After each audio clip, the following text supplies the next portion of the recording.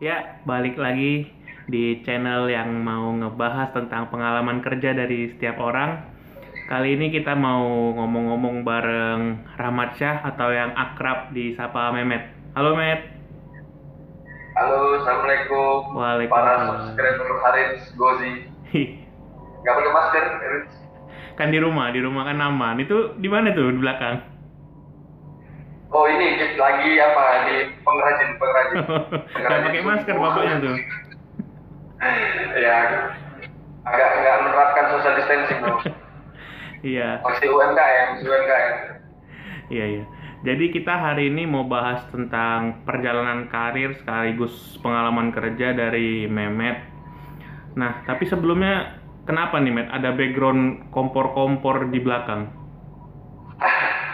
Ya, jadi kemarin kan waktu ngobrol sebelum buat video ini ya, Haris sempat cerita tuh bakal buat satu dialog tentang perjalanan karir ya. Iya. Nah, jadi ya sebenarnya dari sini nih kayak aku dimulai nih dari Hmm. wah ini yang rakit sumbu ini sebelah kanan kompor-kompor ini ya sebenarnya dari situlah awal mula karirku dimulai. Nah, ini maksudnya apa nih? Agak rancu nih. Awal mula karir di belakangnya kompor.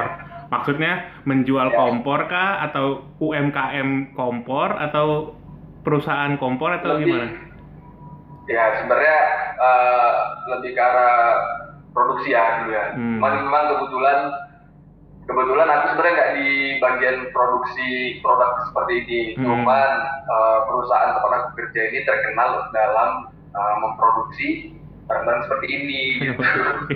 Bukan yang seperti ini ya, Iya. seperti ini. Itu lain produksinya tuh. Nah, ini yang memproduksi. Ini untuk di perusahaan ini posisinya apa nih kemarin waktu kerja di sini? Untuk waktu itu sih aku di bagian produksi ya, tepatnya sih koordinator produksi. Oke, Jadi ya koordinator ya. kebetulan juga Hmm. waktu di divisi aku tuh manajer produksi, terus harusnya kan SPP tuh di Hmm, bawahnya. iya. Nah, ini nggak ada SPP-nya, jadi langsung Oh, aku lah gitu. Jadi ya koordinatornya. kerjaan SPP, ya Hmm. ngerangkap juga lebih ke arah budak lah gitu. Tapi kan koordinator kan di atasnya, jadi ketua budak lah gitu kan. Ya pakai tua muda, bener. Ketua budak. Kuli lah, kuli. Nah, kan berarti kalau koordinator pasti membawahi beberapa orang gitu ya. Ya Heeh. benar. Nah, jadi kalau gimana nih? Apalagi ini kan pengalaman pertama gitu, langsung membawahi beberapa orang. Gimana tuh waktu itu Jadi kesannya? dulu tuh sih sebenarnya waktu ngelamar ya, Hmm. waktu ngelamar tuh aku ikut di job street. Ya Ya. ini cerita dari awal juga ya. Hmm. Cerita dari awal terjebaknya di perusahaan.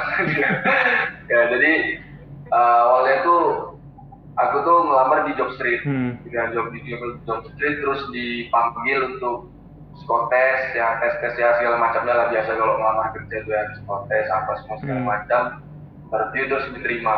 Hmm. Nah, pas diterima tuh, ini sebelum sebelum kita cerita ke bawahan ya, gitu ya. Iya. Nah, jadi pas diterima tuh, eh, aku tuh di Hmm. training selama 3 bulan.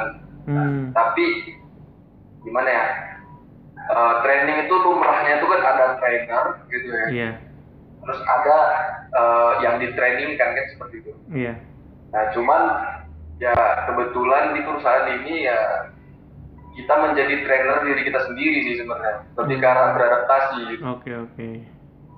Jadi kita diharap bisa eh, dengan sendirinya gitu kan melihat proses produksi, melihat bagaimana flow prosesnya, melihat Hmm. bagaimana para karyawan ini melaksanakan satu job desk kerja gitu kan, Hmm. mempelajarinya, melihat critical pointnya seperti itulah kira-kira. Hmm. Nah jadi setelah 3 bulan gitu ya perlahan aku tuh mulai diminta untuk uh, mulai dari briefing sih. Jadi aku tuh nyusun briefing, jadi setelah aku tahu jobdesk kerja orang itu apa Hmm. apa aja kira-kira flow prosesnya yang untuk orangnya masing-masing gitu kan. Hmm. Nah, aku tuh diminta untuk nyusun briefing gitu. Dari situlah mulanya tuh aku tuh udah mulai yang namanya menangani bawahan. Jadi nentuin Oke. kerjaan orang itu hariannya. Hmm. Awalnya sih dari situ sampai akhirnya tuh ngertinya tuh sendiri gitu sambil Iya, ya iya. penyesuaian lah gitu. Iya. Learning by doing berarti ya. Belajar sambil menjalani. Nah, Ya karena ya perusahaan ini juga bukan perusahaan yang udah begitu tertata segitunya sih, enggak gitu. Jadi kayak masih banyak juga PR-PR yang harus diperbaiki gitu kan ya. Kita lah sebagai anak industri gitu kan, continuous improvement kan, perbaikan industri terus. Nah cuman ya kalau aku terus menerus melakukan perbaikan di situ, aku juga tidak ada bajunya gitu. Jadi ya cabut lah, cabut. jadi kemarin berapa lama kira-kira di situ?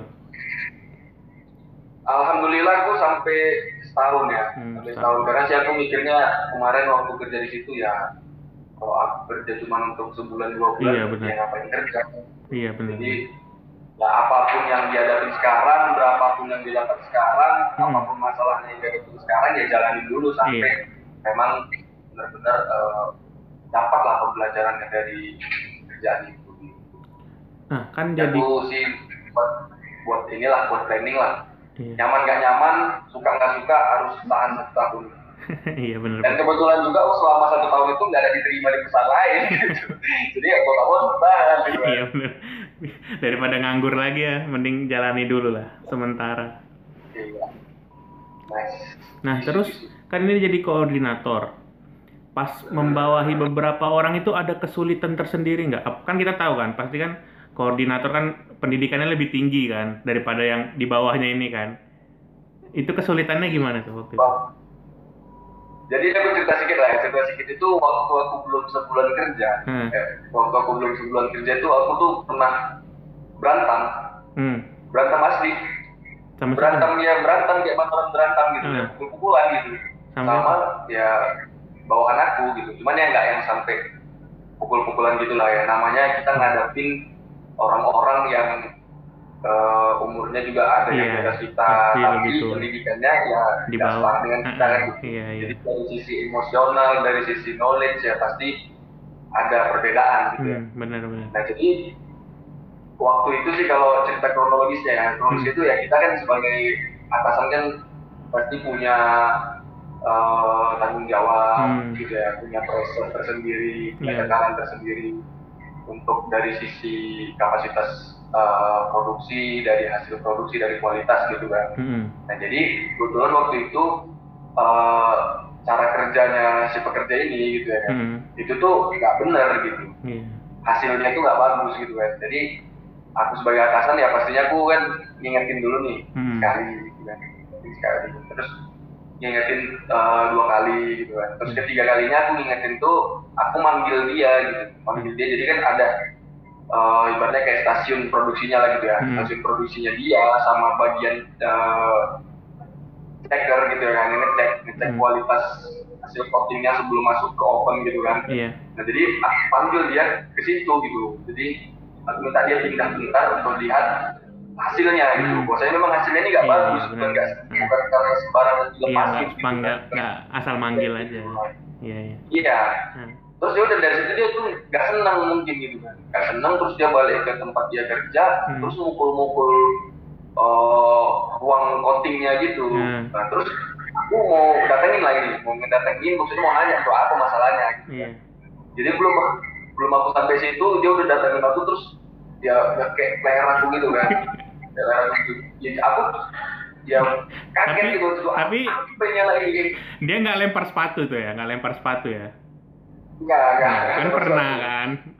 Mana tahu di Javu. Oh ya, pernah. Sini ya, pernah. Mana tahu di Javu ya kan? Berurusan dengan yang lebih tua. Ya, ini ya enggak setua yang flying sus itu enggak yang setua itu lah. Setahun 2 tahun di atas aku lah. Oh iya, masih dekat lah. Dan badannya tuh kecil gitu. Sekecil aku paling. Jadi dia kayak nyekek gitu kan. Aku coba lepas gitu kan sampai aku banting, tapi nggak sampai aku pukul gitu. Untungnya langsung dilerai gitu. Nah jadi sampai segitunya lah kita tuh harus pandai-pandai menyesuaikan diri ke lingkungan gitu, terutama di kerjaan gitu ya. Karena orang-orang yang kita hadapi itu pikirannya beda-beda gitu kan. Apalagi nanti kalau udah di dunia kerja tuh kita punya bawahan yang dari sisi pendidikan, dari sisi umur tuh betul-betul ada perbedaan kan. Padahal kan tadi kan kalau dijelasin kan cara manggilnya udah bener ya kan, cara nyampeinnya udah bener, tapi tetap aja dianya kayak gitu kan. Jadi bahkan saking gimana ya, aku tuh mau divisum sama atasan aku. Mau divisum maksudnya biar anak itu diproses dengan jalur hukum gitu. Karena ini kan udah menyimpang dari segi perusahaan, udah menyimpang dari segi hukum pidana juga menyimpang kan. Cuman ya aku sih nanti kawan-kawan juga bakal tahu nih buat yang belum kerja gitu kan, bakal ngelihat lagi tuh kita tuh sebenarnya kalau yang memang punya pendidikan agak lebih dari orang lain itu sebenarnya beruntung gitu. Coba bayangin kita tinggal tamat SMA terus kita kerja di pabrik, kerja itu seberat apa gitu. Jadi aku sih mikir waktu itu udah lah Pak, nggak usah gitu kan, kasihan bener-bener. Cari uang kan malah di penjara atau di pabrik, bahkan jangan dibawa ke pidana, dia dipecat aja aku nggak kasih gitu. Iya benar. Kalau Pak itu bakal berubah itu aja sih. Berarti akhirnya udah ya baik lagi ya, nggak ada di perpanjang. Dan akhirnya dia jadi salah satu anggotaku yang benar-benar nurut gitu. Jadi setelah itu tuh ya aku suruh ngapel, aku suruh bersihin apa yang dibersihin gitu. Dia lebih ngargain aku lah. Iya benar. Kok hampir mirip berarti ceritanya ya, berantem dulu baru jadi akrab, ya kan? Iya. Oh kayak iya kan? Iya itu maksudnya. Kalau dari ceritanya kayaknya udah memberikan dampak yang positif nih ke perusahaan. Terus kenapa juga ada waktu itu kepikiran untuk mencari perusahaan lain juga? Apa penyebabnya? Satu hal sih yang memang kayak jadinya itu makin memaksa aku untuk keluar gitu dari situ tuh. Dan kebetulan juga waktu itu udah genap setahun gitu aku di situ. Kan awalnya sih yang namanya kita kan baru kerja gitu kan, resign itu kan bakal nganggur, pasti kan mikir kan jelek juga di CV nanti kan kalau kayak gitu. Cuman ya entah karena ada peristiwa itulah aku kayak lebih terdorong lagi, enggak ini aku nih memang harus resign. Aku kayak ya nggak betul nih kalau dilanjut lagi nih, ya aku juga nggak ada ininya gitu, nggak ada peningkatannya gitu, malah kemunduran gitu kan. Jadi waktu itu tuh aku tuh kayak ada stasiun kerja nih, ada stasiun kerja yang potensi kecelakaan kerjanya itu lumayan besar. Nah, jadi sistem pengaman di salah satu mesin itu belum dibuat gitu, belum diterapkan. Jadi aku bilang lah ini mesin bubut. Jadi biasa mesin ini dipakai untuk ngebubut benda-benda kerja gitu ya, yang untuk dijadiin satu part di salah satu produk kita. Jadi itu produk anti air lah gitu. Jadi itu butuh part-part yang harus dibubut gitu kan, biar bisa nanti diassembly ke tangki air itu. Nah jadi sebelumnya aku udah lapor gitu ke atasan lah gitu kan, Pak ini kayaknya ada potensi bahaya gitu. Jadi aku tuh udah ngajuin keamanan seperti apa yang mau diterapkan di mesin itu kan, apa yang mesti diperbaiki gitu kan. Cuman nggak kunjung dibuat.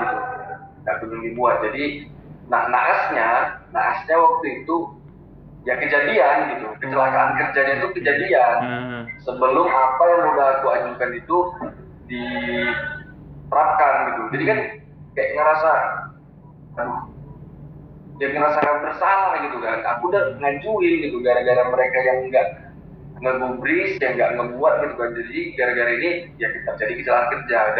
Dan waktu itu yang bahwa anggota aku itu yang kerjanya ngebubut itu sampai jari tangannya itu putus gitu. Nah jadi asli tuh aku di situ tuh waktu kejadian memang sih si anggotanya kayak nggak yang histeris teriak atau apa gitu kan, kenapa pun dia pun gak bisa setegar itu gitu kan, tangannya udah mau lepas gitu kan jarinya tuh kan. So aku datengin itu kan, bang tanganku bang katanya gitu kan, panggilnya bang kalau gitu nggak apa gitu lah kalau di kerjaan muslim, panggilnya bang aja gitu kan. Jadi terus aku kaget lagi bukan itu, mesin itu di bawah mesin itu lantai produksi itu udah berdarah semua, udah habis, udah sehabis-habisnya. Jadi aku juga di situ udah bingungan juga kan, terakhir aku gerak buat ya kalau mau keluar dari pabrik itu harus ada surat izinnya gitu kan. Aku langsung urus itu buat semua taken sini, terus aku antar dia ke satpam untuk diantar ke rumah sakit. Nah, ke rumah sakit. Nah, terus setelah itu lantai proses dibersihin lah, ya dinetral lagi lah. Apa namanya, darah-darah itu. Aku sumpah di situ aku waktu lihat bercak darah tuh kayak dia bukan lebay atau apa, kayak mau nangis gitu kan. Iya. Kayak ngerasa segininya gitu orang cari duit gitu, makan buat anak gitu kan. Iya benar. Tangan tuh udah fix cacat, nggak ya 9,5 lah tinggal jarinya kan, nggak lengkap 10 lagi kan. Udah fix ya. Itu udah fix lah, itu udah fix 9,5 lah. Jadi aku tuh mikir kayak mana dia ngajarin anaknya berhitung gitu kan, 1, 2, 3, 9,5 kan nggak enak gitu kan. Iya. Aku mikir tuh sampai segitunya gitu. Jadi kayak Bejikir kayak mana ya kan? Ya bejikir tuh kayak mana gitu kan, setengah gitu, kayak kita 3 kali 4 12 tambah 2 kan garisnya kan 15, dia cuma 14 gitu kan, nggak mungkin minjem tangan orang di sebelahnya, kan nggak mungkin gitu, gara-gara kerjaan kan. Astagfirullah. Terus berarti abis dari kejadian itu perusahaan apakah menerapkan sarannya yang diberikan kemarin atau tetap biasa aja? Kayaknya enggak juga, tapi nggak tahu lah ya, karena aku setelah kejadian itu kejadiannya tuh ingat kalian tuh hari Jumat ya kan. Senin aku ngasih surat resign. Senin aku langsung kontak di situ ngasih surat resign. Nah, tapi kan dulu itu kan sempat aktif juga sebagai stand up comedy. Waduh. Nah, kita bahas ini dulu nih. Kan sempat aktif dulu. Ya benar. Itu kenapa nggak dilanjutin? Kan kita lihat sekarang kan para stand up comedian udah berkembang pesat semua rata-rata. Justru kenapa dibilang aku tuh meninggalkan, sebenarnya bukan meninggalkan, kalau sampai sekarang sih masih hobi. Sebenarnya hobi ya, mau sih stand up tuh mau, cuman terkadang ya karena kita udah terlalu lama lepas dari hal-hal yang kayak gitu kan. Apalagi kan stand up itu kan bukan asal-asalan, nggak kayak Bayu lah gitu kan, Bayu Suntuk gitu kan. Kalau saya Bayu Suntuk, nggak cuma segitunya gitu, itu tuh bukan stand up, itu ya Suntuk gitu kan. Stand up tuh kan kayak kita tuh nyari materi ya, buat materi, ngulik materi, dan buat materi itu ya banyak teknik-tekniknya gitu kan, kayak kita observasi atau storytelling kayak gitulah. Nah, semakin kita meninggalkan itu gitu kan, artinya kita tuh udah nggak makin terasa gitu. Jadi ya kadang ada niat gitu kan, jadi tapi pas mau buat materi itu kayak susah gitu, buntu gitu. Kepekaannya menurun gitu ya, kepekaan terhadap suatu masalah itu menurun gitu ya. Iya, jadi kepekaan kita terhadap satu komedi gitu kan, itu turun. Jadi kayak itu juga yang buat aku tuh kayak alhamdulillah jadinya males gitu. Tapi kalau niat gitu ya kan, kalau kita masih mau ya sampai sekarang ya, kalau ada kesempatan ya pengen gitu sebenarnya. Cuman ya itu tadi, kalau pas mau mulai itu ya udah. Terakhir aku gabung itu waktu ada kompetisi stand up di Medan tuh, Liga Tarkam. Nah itu aku terakhir aku gabung di situ. Aku tuh MC dari show kedua ya. Show pertama itu bukan aku. Nah, jadi show kedua itu udah mulai aku sampai grand final di Taman Budaya. Jadi masih seneng sih memang buat ya lucu-lucu gitu kan. Cuman ya balik lagi gitu kan, kita tuh melihat potensi lah untuk kedepannya. Perusahaannya kayak sebenarnya ini tuh mitra SBP namanya. Mitra SBP itu kayak mitra strategic business partnership gitu. Jadi aku juga nggak mau sebutin nama perusahaannya ya. Jadi ini tuh mitra strategic business partnership salah satu provider ya di Indonesia. Yang kencang ya? Jadi yang kencang wajib, itu sangat kencang. Tidak ada apa Halilintar itu, tidak ada apa-apanya. Halilintar tidak ada apa-apanya. Halilintar tidak. Yang smart, tidak smart. Yes, kita cinta Rafathar, tau ya Rafathar ya. Rafathar, iya. Ayah Rafathar itu ayah yang baik, Iya. ayah yang wah sangat kencang namanya Rafathar itu. Jadi provider yang seperti itu gitu, yang sangat kencang, yang terbaik. Yang berani ya, merah kan berani ya, merah. Ya berani, Merah. ya berani. Yang itulah pertama ya, GSM pertama di Indonesia. Oke. Aku tuh sekarang ini kerja di situ di mitra strategi bisnis partnership-nya. Nah, lebih spesifiknya lagi, jadi mitra SBP ini biasanya itu megang satu klaster namanya. Ya, megang satu klaster. Jadi di satu klaster itu ada beberapa area. Nah, beberapa area. Di area-area ini, di unit-unit area ini istilahnya kalau di bank kantor cabang ya istilahnya. Nah, jadi kalau di bank itu istilahnya kantor cabang. Jadi ada beberapa area, nah dan aku diletakin tuh di satu area itu. Jadi namanya sih, jadi aku tuh megang satu area sebagai manajer lah, manajer namanya gitu, manajer di area itu.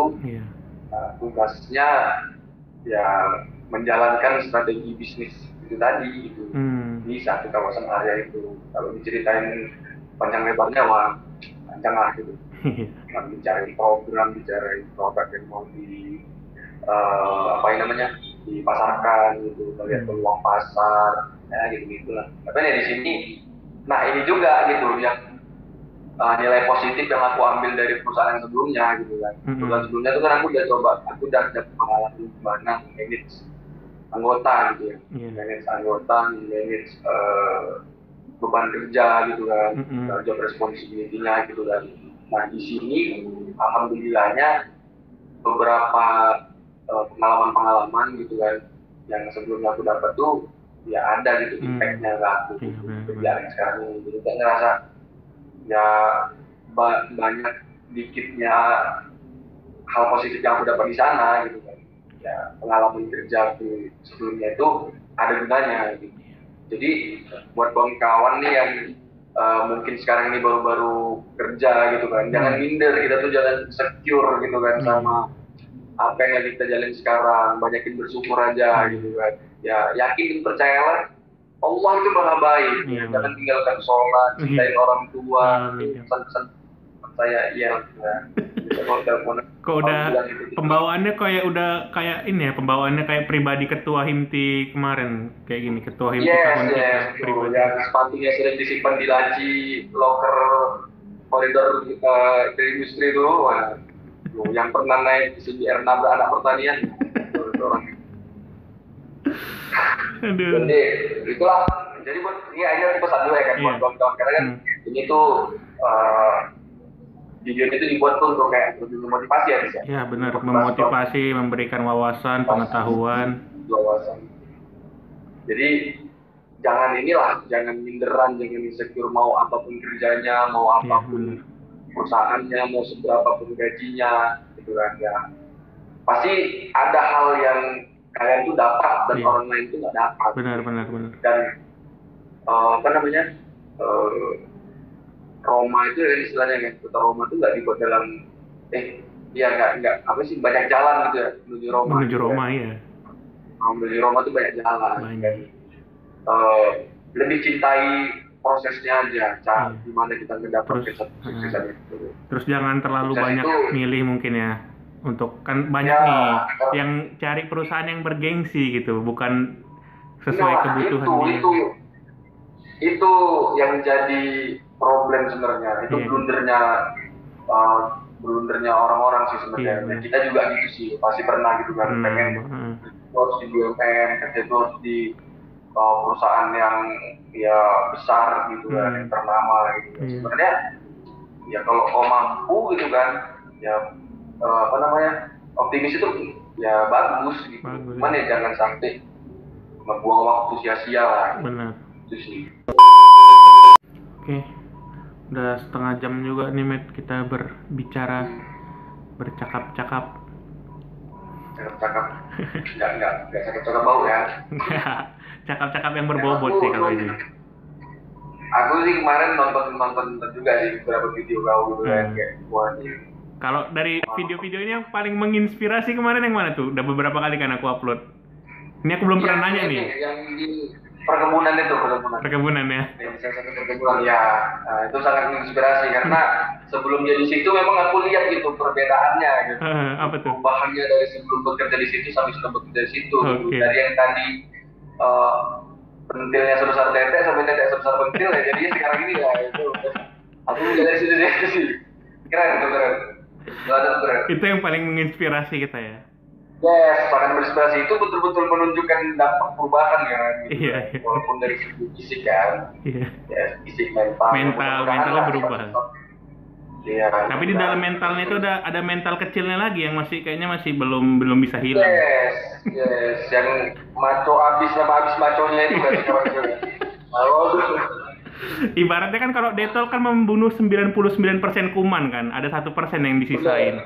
Dia sama ikut training ini membunuh memang 99% sifat itunya, cuman masih ada 1% disisain. 1% ya. Dan bisa berkembang lagi. Bisa berkembang lagi wajib kalau itu. Apalagi sekarang kan kamera belakangnya tuh udah banyak bulat-bulat ya. Iya, kayak boba ya. Boba ya, keren lah. Wah, keren. Semoga dapat ya hidayah dia lebih positif lagi. Iya itu. Katanya mau nikah ya. Mau nikah. Sama satu perusahaan. Satu perusahaan. Iya benar, sama Burhanuddin Rabbani. Muhammad Badudir. Astagfirullah. Itu kan satu perusahaan tuh mereka buat penempatan. Lagi masih bisa nikah sama satu perusahaan nggak apa-apa lah. Apa-apa. Ya semoga dia nonton lah ini. Biar karena kan itu belum pernah disebar sebelumnya, berita yang mau nikah itu belum ada yang tahu. Iya. Harusnya ada sisi lain yang harus kau bahas dari dia tuh. Iya sih. Mungkin itu kemarin banyak juga yang request ya kan, bikin lagi sama si itu gitu kan. Ya mungkin nantilah jadi suatu pertimbangan. Iya. Harus tuh, karena dia kan dari segi didikan dia tuh betul-betul matang gitu kan. Dari kecil sampai SMA tuh dididik sama, keras dia memang. Ini keras sama seorang mantan tinju kan, masuk kuliah dididik sama Titen kan, masuk lagi Asian Negeri dididik lebih sama keras lagi. Lebih keras lagi. Tapi mau sekeras apapun dididik, tetap circle-nya dia itulah yang mempengaruhi jati dirinya. Benar. Cuman di sana kayaknya sih enggak. Kalau untuk yang sama kayak dia enggak. Iya. Tapi yang mancing 1% tadi banyak. Gitu sih. Ya intinya aku makasih lah buat Aris kan udah ngajakin buat video ini. Aku sih berharap pengalaman aku ini bisa jadi pelajaran juga lah buat kawan-kawan. Banyak sih yang bisa diambil sebenarnya dari cerita tadi. Udah banyak sih yang bisa diambil sebenarnya kalau benar-benar dipahami baik-baik ya. Lebih cintai proses sih. Aku sih lebih ke situ sih dari dulu, mulai dari kuliah juga gitu kan. Apa yang aku dapat di kuliah ya hal-hal yang nggak lumrah sama orang itu kan yang terjadi di perkuliahan ini. Aku dapat ya, aku tetap jalanin aja gitu. Aku cintain prosesnya gitu. Iya benar. Nah, karena kalau nggak ada proses ya nggak ada hasil gitu. Iya, nggak ada yang instan lah semuanya itu kan. Nggak ada yang instan. Bersyukur ya terus semakin berusaha lah gitu sih. Kalau kata Pak Iyel, seenak-enaknya kerja itu ya jadi pengusaha. Benar. Tapi entah kenapa Bapak itu pindah-pindah kerja aja, nggak usaha-usaha gue lihat. Katanya mau ternak lembu kemarin. Cuman takut virus kayak ini nggak jadi. Makanya dia pakai lembu, harusnya lembunya dipakai masker ya kan, biar aman semua sehat. Mau buat apa? Buat pabrik bola basket katanya. Pabrik bola basket. Kemarin sempet pabrik sabun kan, nggak jadi kan? Nggak jadi. Habis dipakai sendiri soalnya. Habis dipakai sendiri.